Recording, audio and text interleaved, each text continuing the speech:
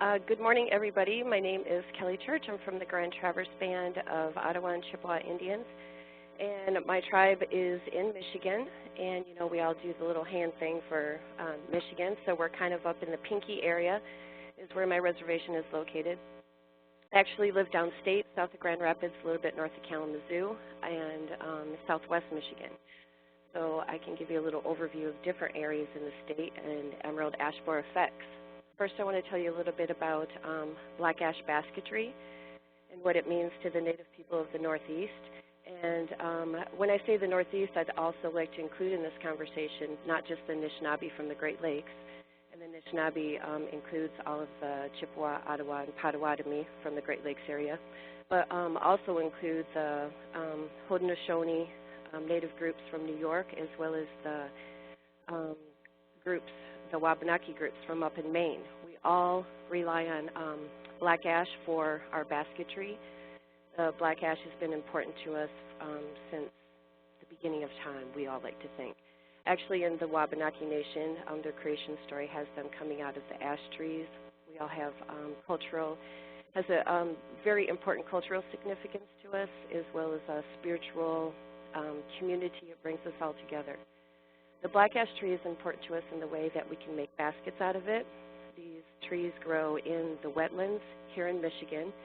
This is where I usually look for them, in the wetlands and swamp areas. In other climates in the other states, they might have a little bit different area, but mostly it is wetlands where the black ash grows. A good basket tree is not just any black ash tree. It needs to be a black ash tree that has bark that is growing straight on it, as some bark can actually curve around a tree, and it also needs to have the growth rings about a nickel's width or so. So these are two of the characteristics we look for when we're hunting for a good black ash tree. And when we do find one, we offer thanks, and we offer tobacco in the native way, and then we will harvest this tree, and then we'll bring it home in different sections of logs. And when we pound on this tree, the log with the backside of an axe, the growth rings begin to separate and release, and they begin to pop up. We take each growth ring and we split it in half, and that's where we get all of our beautiful basket weaving material. So I know they're going to be playing a loop of pictures for everybody if you can see them. So in some of these you will see some of the baskets that we can make out of the black ash tree. Some of them are people working the tree, and some are, you know, us working with the youth. So with the introduction of the emerald ash borer, we are looking at losing a cultural tradition that we've been passing on literally for thousands of years. And in my family alone, we are documented back in books in like the 1850s doing baskets. But as my grandmother liked to say, we made baskets before they made cameras. So we have been making baskets for a very, very long time. We do have a picture from our family from 1912 of, actually it's 1917, and it's all of my family weaving baskets. And so to document it, we can go back 5 generations, but as I said, you know, we've been doing it before documentation started, so we consider ourselves an unbroken line. And with, in light of this, you know, we're all thinking of, you know, we've been passing this on and keeping this knowledge and teaching it in the way that we always do. Not a lot of documentation, as we're talking about now, recording and video recording, but bringing our children into the woods and teaching them firsthand how to do everything. These baskets provided baby carriages for us, harvesting baskets, fishing creels. They made eel traps out of them. Depending on what area you lived in, what kind of utilitarian basket you would use. And then, of course, as you know, a lot of people began moving around near our reservations, then we started making more fancy baskets that people just, you know, collect today for beauty. So then they became a little bit more from utilitarian to collectible works. Now, with the introduction of the emerald ash borer in Michigan in 2002 was when we first discovered it.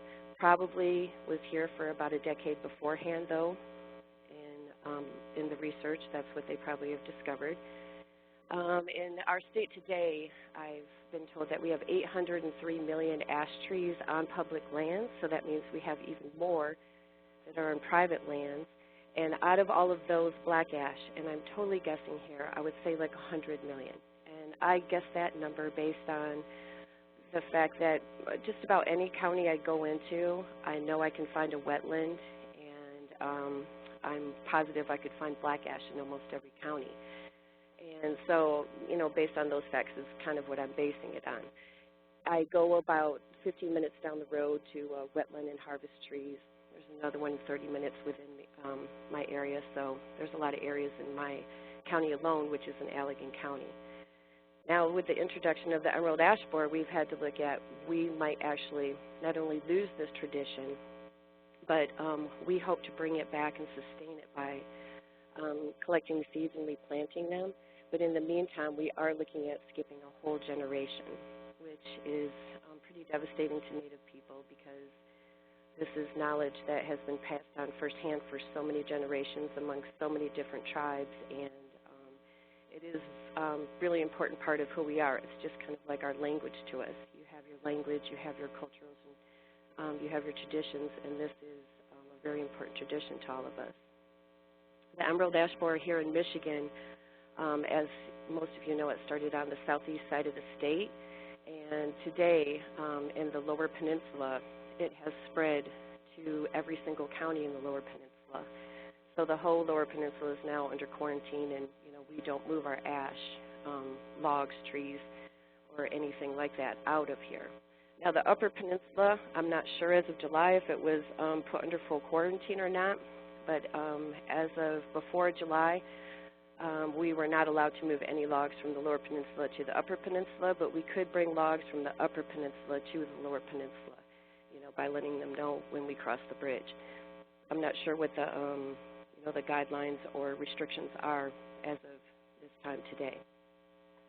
So we have been doing a lot of things as Native people to make sure that we can sustain this tradition. One of the most important things for all of us, not just Native people, but for all of us to sustain the ash trees into the future, of course, is seed collection. And the seeds grow on the female trees. We don't know which trees are female until they seed. Last year was a really big, there was a big crop of ash seeds just about everywhere in Michigan. You could see white ash seeds, trees seeding. You could find a lot of black ash seeds. So we were able to collect a lot of seeds last year, and of course we will look every single year until, you know, we are not able to do that anymore. And with seed collection, the seeds that we have learned that they could be stored and possibly viable for up to 30 years, which is very nice to know because, you know, of course we want to wait for the emerald ash borer to leave our area, try and safely plant them and see if we can get them to grow, and see if the emerald ash borer has actually left our area for them to grow.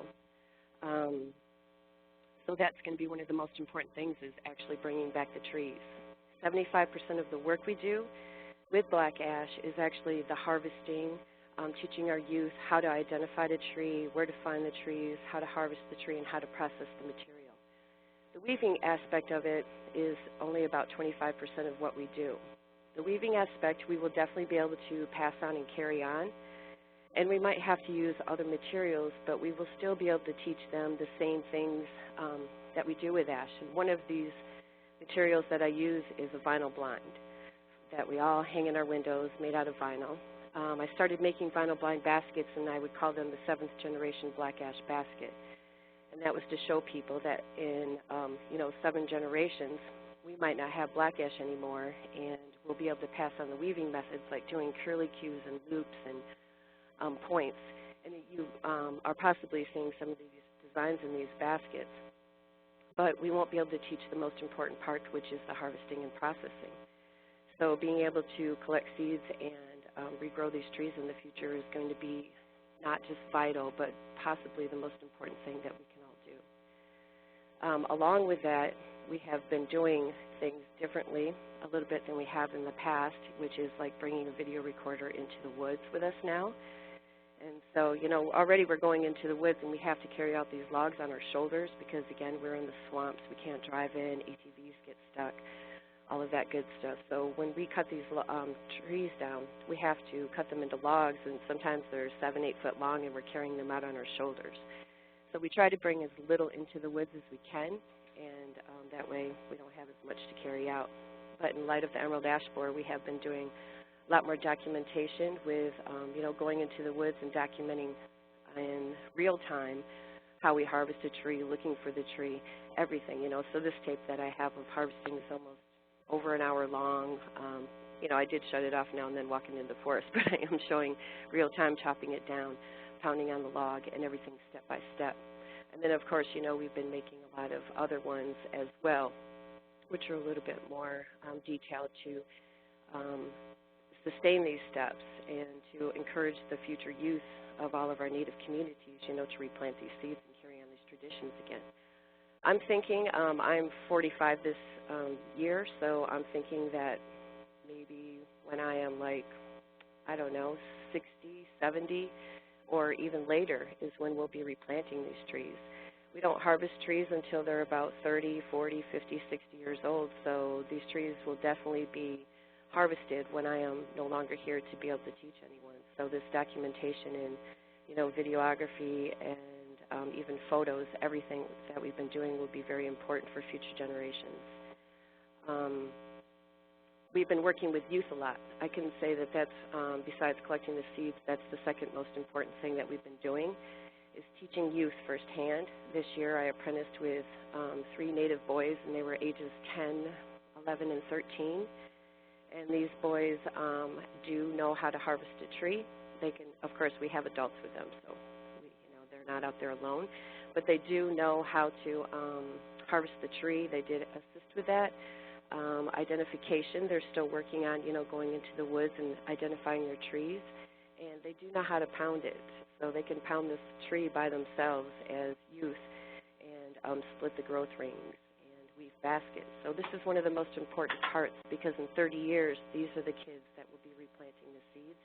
30 years after that, when they're like 70, they'll be the ones that will be teaching our Native youth in the future, hopefully to bring back these practices. Now, I really hope in the future that all of our black ash really don't go as planned, or as, you know, as predicted, I should say, not planned, but as predicted.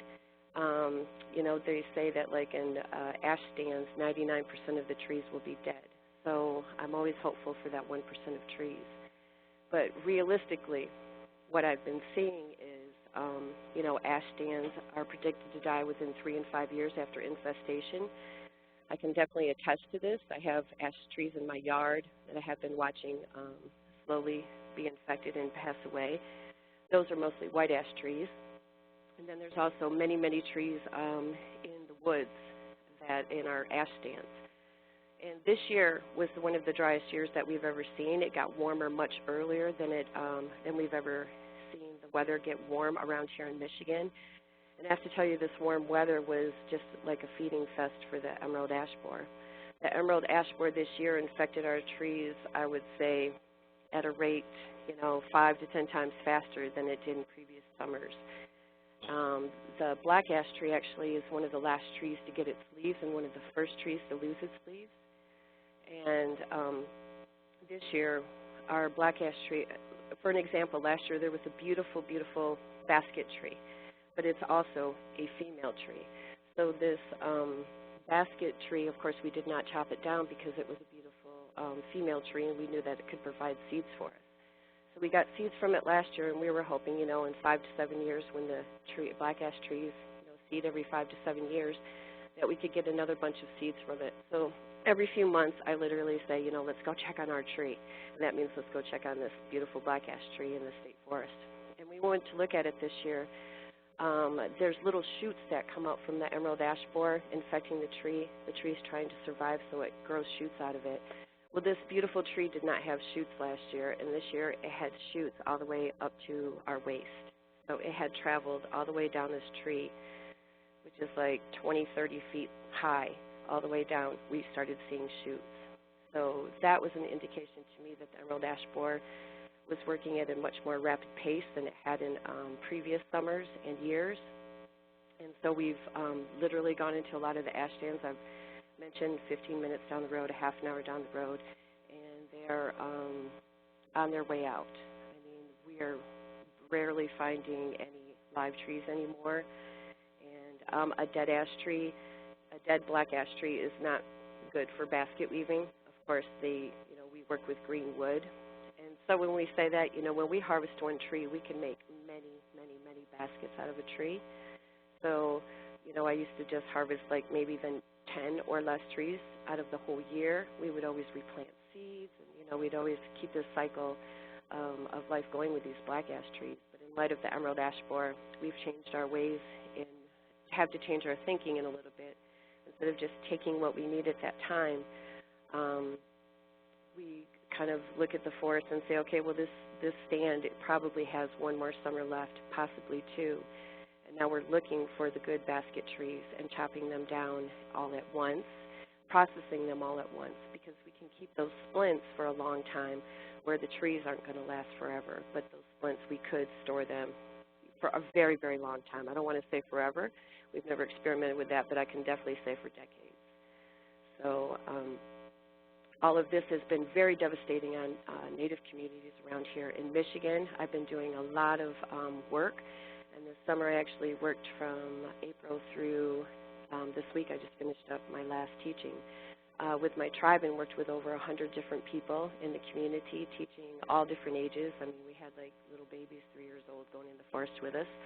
Even though they don't understand what's going on, they did understand what we were doing. You know, they saw us chopping on the log or pounding on the log with the back of an axe, and, you know, you would see them pick up things and pound on the log. So they're definitely getting what we're doing, although they don't realize how important it is at that point.